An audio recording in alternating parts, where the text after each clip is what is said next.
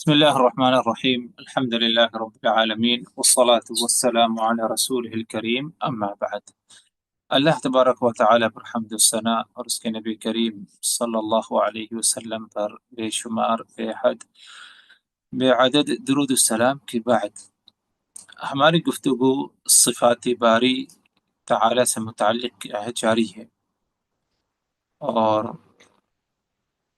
گزشتہ ملاقات میں جس صفت پر ہماری بات ہو رہی تھی وہ ہے صفت رحمت۔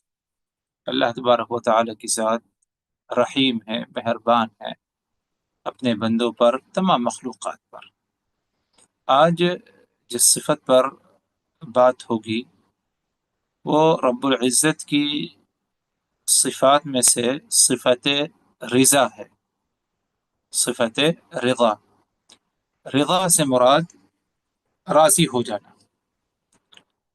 تو اللہ تبارک و تعالیٰ کی صفات میں سے ایک صفت رضامندی ہے کہ اللہ کی ذات راضی ہوتی ہے۔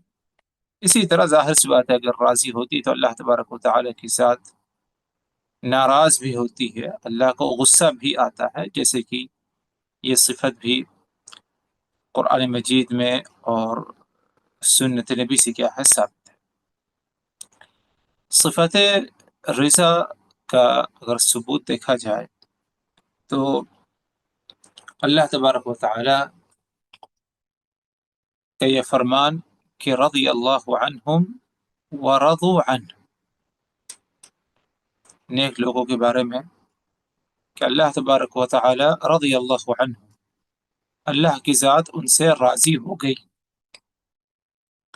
ورضوا عنہ، اور وہ لوگ بھی اللہ کی ذات سے راضی ہو۔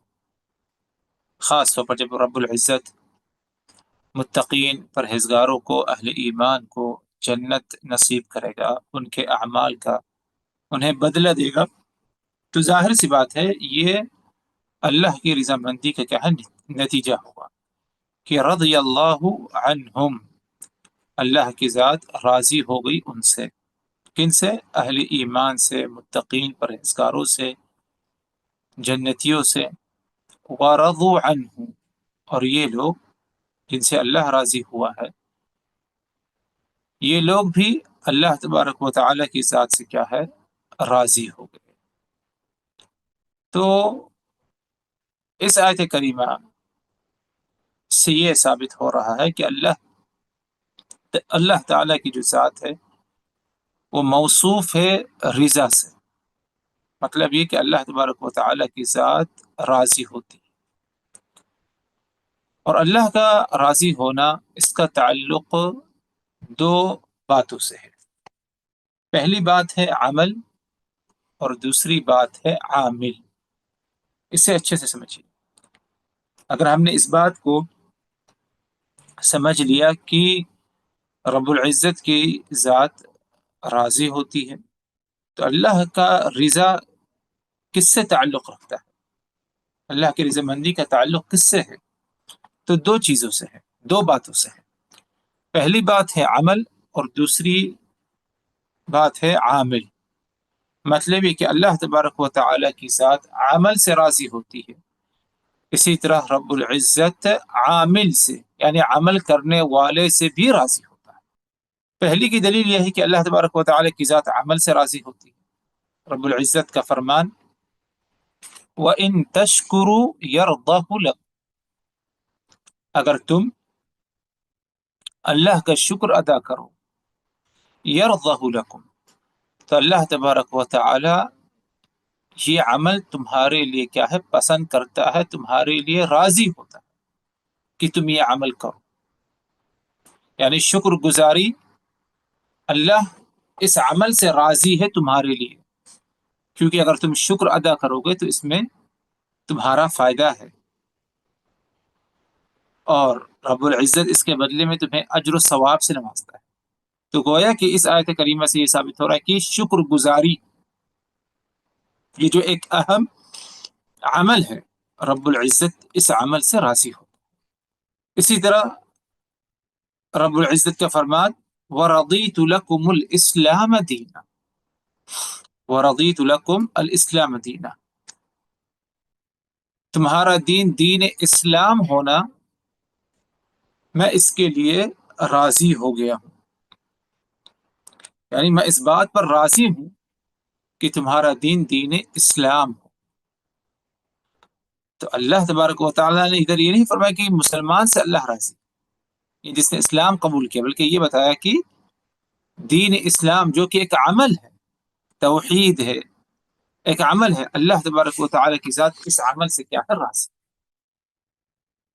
اسی طرح رب العزت کا ایک اور رسول اللہ صلی اللہ علیہ وسلم کا ایک فرمان کہ ان اللہ یرضی لکم ثلاثہ، کہ اللہ تبارک و تعالی تمہارے لیے تین عمل کو پسند فرماتا ہے، یا تمہارے لیے وہ تین عمل تمہارا کرنا، اس عمل سے اللہ تبارک و تعالی کیا ہے، راضی ہے۔ ان اللہ یرضی لکم ثلاثہ، تین عمل ایسے ہیں کہ جس کو لے کر رب العزت کیا ہے، راضی ہے، یعنی ان تین عمل سے راضی ہے۔ وہ تین عمل کیا ہے؟ نمبر ایک، ان تعبدوه ولا تشرکوا به شیئا، کہ تم ایک اللہ کی عبادت کرو، اللہ کے ساتھ کسی کو شریک نہ ٹھہراؤ، اس عمل سے اللہ راضی ہے۔ نمبر دو، وان تعتصموا بحبل اللہ جميعا ولا تفرقوا، اور اسی طرح تم اللہ تبارک و تعالیٰ کی رسی کو مضبوطی سے تھام لو، پکڑ لو، اور اسے کبھی ترک نہ کرنا۔ اللہ کی رسی سے مراد اگر ادھر دیکھا جائے تو وہ کتاب اللہ اور سنت رسول ہے۔ تو وَأَن تَعْتَصِمُوا بِحَبْلِ اللَّهِ جَمِيعًا، کہ تم سب اللہ کی رسی کو مضبوطی سے تھامو، وَلَا تَفَرَّقُوا، اور آپس میں فرقے میں اختلاف میں نہ بٹ جانا۔ مطلب یہ کہ اگر تم سب کتاب اللہ سنت رسول کو مضبوطی سے تھامے رکھو گے تو تمہارے اندر کیا ہے، اختلاف نہیں بلکہ اتحاد پایا جائے گا۔ تیسرا عمل جس سے اللہ راضی ہے، وَأَن تَنَاصَحُوا مَنْ وَاللَّهُ اللَّهُ أَمْرًا،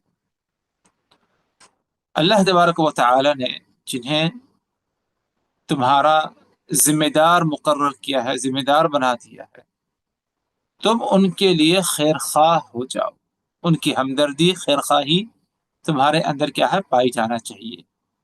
اگر وہ کوئی غلط عمل کریں تو تم انہیں پیار سے، مناسب طریقے سے نصیحت کرو، ان کی خیر خواہی کا جذبہ تمہارے اندر پایا جانا چاہیے۔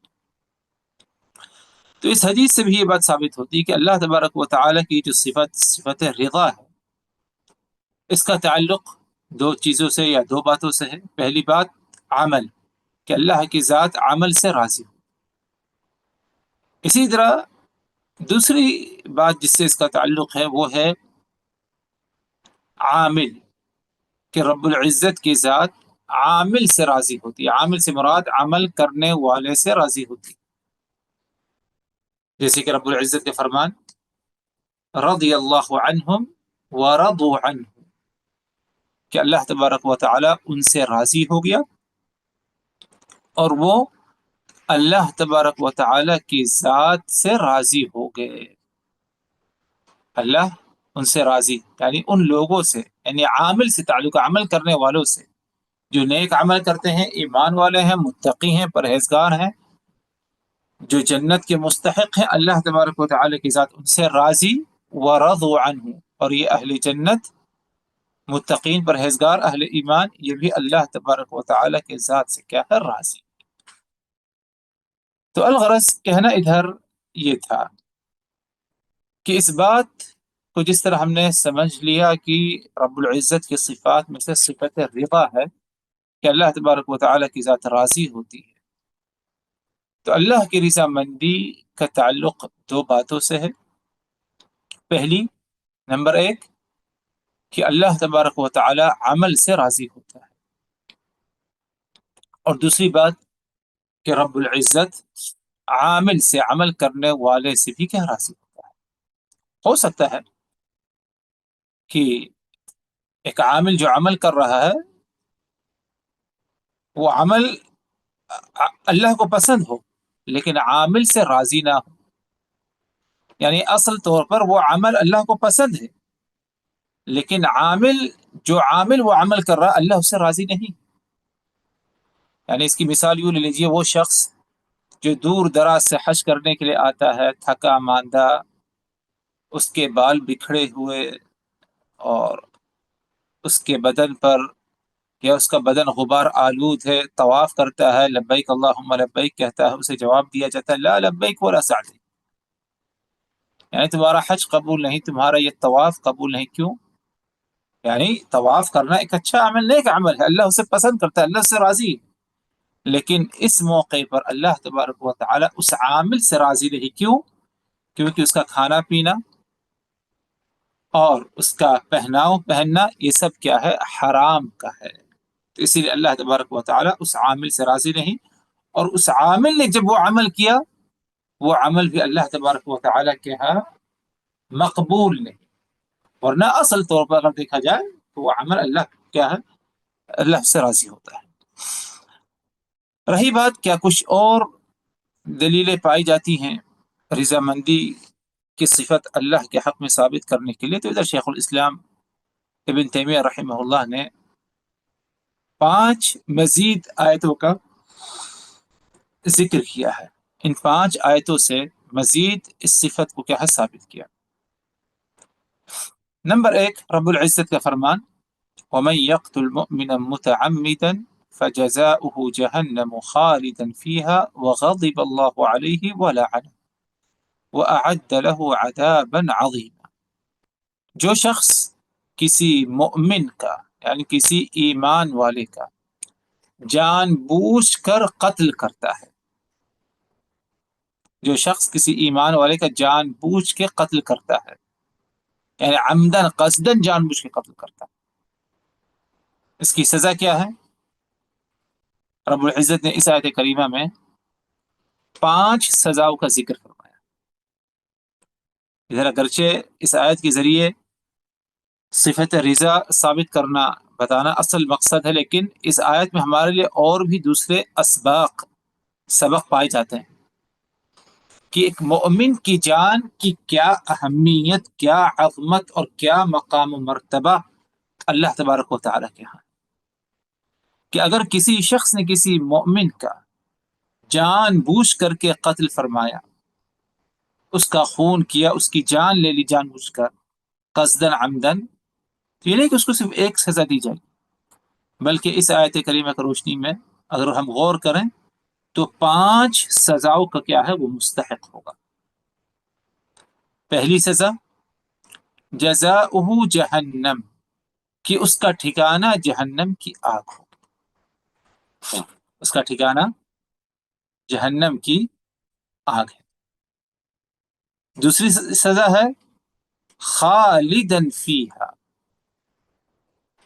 ہمیشہ ہمیش اس جہنم میں رہے گا. یہ نہیں کہ کچھ دیر کے لیے، کچھ دنوں کے لیے، چند سالوں کے لیے، ایک مدت کے لیے جہنم میں داخل کر دیا جائے، اس کے بعد ادھر سے اسے نکال کر جنت میں داخل کیا جائے گا. معاملہ ایسا نہیں، بلکہ پہلی سزا کیا ہے؟ جہنم میں داخل ہوگا، اور دوسری سزا کیا ہے؟ خلود ہے، کہ ہمیشہ ہمیش کے لیے جہنم میں داخل کیا جائے گا. تیسری سزا ہے وَغَضِبَ اللَّهُ عَلَيْهِ، اللہ تبارک و تعالی کی ذات اس پر کیا ہے؟ غضب، یعنی اللہ کی ذات اس پر کیا ہے؟ ناراض ہو. ظاہر سے بات ہے، اس سے پہلے بھی بات بتائی گئی کہ اگر کہیں پر ایک صفت اللہ تبارک و تعالی کی ہم ثابت کرتے ہیں تو اس کے برعکس جو صفت ہے وہ بھی ثابت ہو رہی ہے، کہ اللہ کی ذات اس پر ناراض ہوگی، اور ناراضگی کے برعکس کیا ہے؟ رضامندی ہے. تو ادھر یہ ثبوت مل رہا ہے جس طرح اللہ ناراض ہوگی، اسی طرح اللہ تبارک و تعالی اپنے بندوں سے کیا ہے؟ راضی بھی ہوتا ہے. تو یہ تیسری سزا تھی کہ اللہ کی ذات یا اللہ کا غضب اس پر کیا ہے؟ نازل ہوگا. چوتھی سزا وَلَعَنَهُ، اللہ تبارک و تعالی اس پر کیا ہے؟ لعنت بھیجے گا، یا اسے لعنت سے نوازے گا. لعنت سے مراد کہ اللہ کی رحمت، اللہ کی مہربانی سے وہ محروم رہے گا. پانچویں سزا وَأَعَدَّ لَهُ عَذَابًا عَظِيمًا، اور رب العزت نے اس کے لیے عذاب عظیم یعنی بڑا عذاب مزید اور کیا ہے تیار رکھا ہے اپنے پاس۔ یہ 5 سزائیں ہو گئی۔ پہلی سزا ہے جہنم، دوسری سزا ہے ہمیشہ ہمیش کے لیے جہنم، تیسری سزا ہے کہ اللہ کا غضب کا مستحق ہے، وہ ناراضگی کا مستحق ہے، رضامندی کا نہیں۔ تیسری سزا ہے کہ اللہ تبارک و تعالیٰ کی لعنت اس پر، یعنی اللہ کی رحمت سے مہربانی سے محروم۔ پانچویں سزا ہے کہ اللہ تبارک و تعالیٰ اس پر یا اس کے لیے عذاب عظیم یعنی بڑا عذاب اللہ تبارک و تعالیٰ نے اس کے لیے کیا ہے تیار رکھا ہے۔ تو یہ 5 سزائیں، ان کا مستحق کون بندہ ہے؟ ہر وہ بندہ جو کسی ایمان والے کا جان بوجھ کر عمدن قصدن قتل کر دے، چاہے وہ ڈائریکٹ سامنے سے کھڑا کر کے قتل کر دے یا دور دراز سے، یعنی کوئی اسلحہ اس پر پھینک دے یا اس کے گھر کو آگ جلا دے، آگ لگا دے، یا کوئی اور ذریعہ اپنا جس سے اس کی موت آ جائے جان بوجھ کر، اس کی نیت ہے قتل کرنے کی اور اس نے اس قتل کرنے کے لیے سازش رچی، اس کے لیے کوشش کی، یہاں تک کہ اس کا قتل ہو گیا، تو یہ جان بوجھ کر کے قتل کرنا ہوگا۔ ہاں یہ بات الگ ہے کہ انسان بسا اوقات سامنے والے کو مارنا چاہتا ہے لیکن جان سے مارنا نہیں چاہتا۔ مثلا اس کی مثال یوں لے لیجئے کہ روڈ کے کنارے جھگڑا لڑائی ہوئی، بات چیت تو میں ہو گئی، تو اب ایک شخص اس کو مارنے کے لیے دوڑا تو وہ بھاگنے لگا، اور جب وہ بھاگنے لگا اس کا پیچھا کرنے لگا تو اس نے روڈ پر گاڑی نہیں دیکھی اور روڈ پار کرنا چاہا بھاگنے کے لیے، یہاں تک کہ گاڑی نے آ کے اسے مار دیا۔ اس کو دوڑانے والا کون ہے؟ دوڑنے میں مجبور کس نے کیا؟ وہ شخص جس کی نیت تھی کہ اسے مارا جائے، لیکن اس کی نیت اس وقت اس کا قتل کرنے کے لیے، تو ادھر ایک غلطی سے قتل ہوا اس کا، تو اس پر یہ سزا نہیں، حالانکہ اس پر کیا ہے دوسری سزائیں ہیں، لیکن کہنے دے کہ جو جان بوجھ کر عمدن قصدن ایمان والے کو قتل کرتا ہے تو اس کی کیا ہے یہ 5 سزائیں مقرر ہیں، جن میں سے ایک سزا جیسے کہ سزا ہے وغضب اللہ علیہ، کہ اللہ تبارک و تعالیٰ کی ذات اس پر کیا ہے ناراض ہوتی ہے۔ تو ظاہر سے بڑا اگر اللہ تبارک و تعالیٰ کی ذات ناراض ہوتی ہے تو اس کے برعکس جو صفت ہے کہ اللہ تبارک و تعالیٰ کی ذات یعنی اپنے بندوں سے لوگوں سے کیا ہے راضی بھی ہوتی۔ ایک دوسری آیت جس کا ذکر شیخ الاسلام ابن تیمیہ نے فرمایا، رب العزت کا فرمان ذالک بأنہم اتبعوا ما اسخط اللہ وکرہوا رضوانہ، یعنی ادھر ذکر ہے ان کا جن کی وفات کفر کی حالت میں ہوتی ہے، فرشتے ان کی روح قبض کرنے کے لیے آتے ہیں تو وہ ناراض ہوتے ہیں اور حسرت ندامت کا سامنا کرنا پڑتا ہے، بہت مشکل وقت ان کے لیے ہوتا ہے۔ رب العزت نے فرمایا اس کی وجہ کیا ہے؟ ذالک بأنہم اتبعوا ما اسخط اللہ وکرہوا رضوانہ، کیونکہ انہوں نے جو اتباع اور پیروی کی، ان چیزوں کی اتباع کی جس میں ما اسخط اللہ، جس میں اللہ تبارک و تعالی کی ناراضگی تھی، وکرہوا رضوانہ، اور انہوں نے اللہ تبارک و تعالی کی رضامندی کو ناپسند فرمایا، یعنی انہیں معلوم تھا کہ ایمان لاؤ اس سے اللہ راضی ہوتا، لیکن انہوں نے ایمان نہیں لایا، ایمان کو ناپسند کیا، تو گویا کہ انہوں نے اللہ کی وَكَرِهُ رضوانہ رضامندی، تو گویا کہ انہوں نے اللہ کی رضامندی کو ناپسند فرمایا۔ تو اس آیت کریمہ سے بھی رب العزت کی اس صفت کا ثبوت ہو رہا ہے کہ اللہ تبارک و تعالی کی ذات یعنی صفت رضا سے کیا ہے موصوف ہے۔ تیسری آیت کریمہ رب العزت کا فرمان فَلَمَّا آسَفُونَا انتقمنا منہم، اس آیت کریمہ کا تعلق فرعون سے، فرعونیوں سے ہے، جو اللہ تبارک و تعالی نے انہیں غرق کیا، انہیں عذاب علیم اور عذاب شدید میں مبتلا کیا، ان کی گرفت ہوئی۔ اس کی وجہ کیا تھی؟ کیوں اللہ نے ان پر عذاب نازل کیا؟ رب العزت نے اس کی وجہ بتائی فَلَمَّا آسَفُونَا انتقمنا منہم، جب انہوں نے ہمیں ناراض کیا، آسفونا ناراض کیا، یعنی انہوں نے ہمیں راضی نہیں کیا کہ موسیٰ پر ایمان لے آئیں، اس کی باتوں کو مان لیں، بلکہ موسیٰ کا جو معجزہ تھا اس کو بھی ٹھکرا دیا، اس کا مقابلہ کیا۔ اور انہوں نے کہا کہ فرعون نے کہا کہ انا ربکم الاعلی، اور اس کے لوگوں نے اس کی اتباع، اس کی پیروی بھی کی۔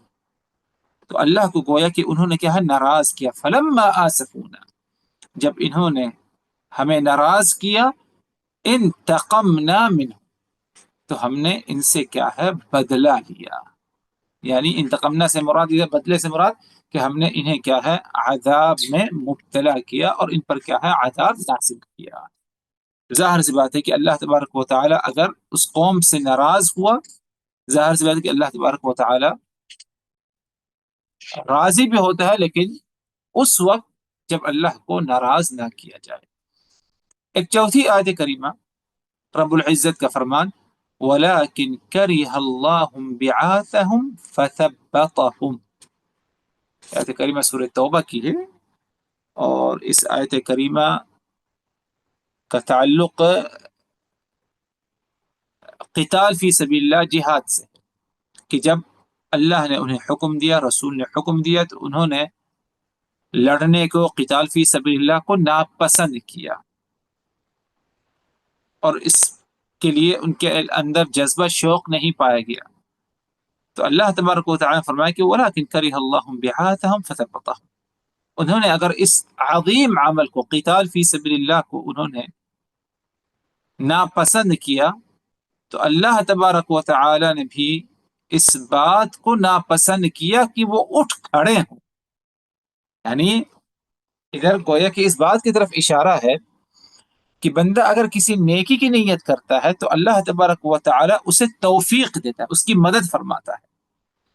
لیکن جب بندہ نیکی کرنے کا ارادہ ہی نہیں، اور نیکی خود کرنا ہی نہیں چاہتا، وہ معلوم ہے کہ نیکی نہیں کرنا چاہتا، تو اللہ تبارک و تعالی اسے توفیق بھی نہیں دیتا۔ تو اسی بات کی طرف اشارہ ہے کہ وَلَكِنْ كَرِهَ اللَّهُ بِعَاثَهُمْ، انہوں نے قتال فی سبیل اللہ کو ناپسند کیا، تو اسی لیے وہ اٹھ کھڑے ہوں اور قتال میں شرکت کریں، اللہ نے اسے بھی کیا ہے، ناپسند کیا۔ ظاہر سے بات ناپسند ہے، تو اللہ تبارک و تعالی پسند بھی کرتا ہے اس عمل کو، تو ادھر بھی کیا ہے، رضامندی کا ثبوت ہو رہا ہے۔ فَثَبَّطَهُمْ، یعنی ان کے حوصلے کو، ان کے جذبات کو اللہ تبارک و تعالی نے کیا ہے، کمزور کر دیا اور ہمت پست کر دیا، اور وہ جا نہیں سکے، نہ تو جانے کی ہمت پائی گئی۔ پانچویں اور آخری آیت اس سلسلے میں، رب العزت کا فرمان، کبر مقتا عند اللہ ان تقولوا ما لا تفعلون، اور اس آیت کریمہ کا تعلق اگر دیکھا جائے، اس سے پہلی جو آیت کا جز گزرا ہے اسے بھی بتا دیا جائے، پڑھ دیا جائے۔ آیت نمبر 2 میں رب العزت نے فرمایا کہ یا سورہ الصف میں آیت نمبر 2 اور 3، یا ایھا الذین آمنوا لم تقولون ما لا تفعلون، اے ایمان والو تم ایسی بات کیوں کہتے ہو جس پر تم خود عمل نہیں کرتے؟ تم ایسی بات کیوں کہتے ہو کہ جس پر تم خود عمل نہیں کرتے؟ نیکی کی دعوت دیتے ہو لیکن تمہارا اس پر خود عمل نہیں، تم ایسا کیوں کرتے؟ آگے فرمایا اللہ تبارک و تعالی، کبر مقتا عند اللہ ان تقولوا ما لا تفعلون، اللہ تبارک و تعالی کے لیے بہت ہی عظیم ناراضگی ہے، اللہ کا بہت ہی زیادہ غصہ ہے اس بات پر کہ تم ایسی بات کہو کہ جس پر تم خود عمل نہ کرو۔ تو کبر مقتا، اللہ کی ناراضگی کا ذکر ہے کہ اللہ کی بڑی ناراضگی ایسے لوگوں کے لیے کہ وہ کچھ بات کہیں لیکن اس پر کیا ہے، عمل نہ۔ تو ظاہر سی بات ہے کہ اگر اللہ تبارک و تعالیٰ کی اس میں ناراضگی ہے تو اللہ کی ذات راضی بھی ہوتی، لیکن جیسے کہ ابتدا میں بتایا گیا کہ اللہ کی ذات کی جو رضامندی ہے، جو یہ صفت باری تعالیٰ ہے، اس کا تعلق کس سے ہے؟ دو باتوں سے ہے۔ پہلی بات عمل، اور دوسری بات کیا ہے؟ عامل۔ اللہ تبارک و تعالیٰ ہم سبوں کو، یعنی ہمارے جب ہم عمل کرتے ہیں اللہ اس سے بھی راضی ہو، اور جب ہم وہ عمل کر رہے ہیں رب العزت ہم سبوں سے یعنی بطور عامل ہم اللہ ہم سے بھی کیا ہے راضی ہو، اسی میں کیا ہے دنیا اور آخرت کی کیا ہے کامیابی ہے اور سعادت ہے۔ اللہ تبارک و تعالی سے دعا کہ ہم نے جو کچھ کہا اور سنا ان باتوں کو اچھی طرح سمجھنے کی، یاد رکھنے کی، عمل کرنے کی، دوسرے تک پہنچانے کی توفیق دے۔ اقول قولی هذا واستغفر الله لي ولكم من كل ذنب فاستغفروه انه هو التواب الرحيم۔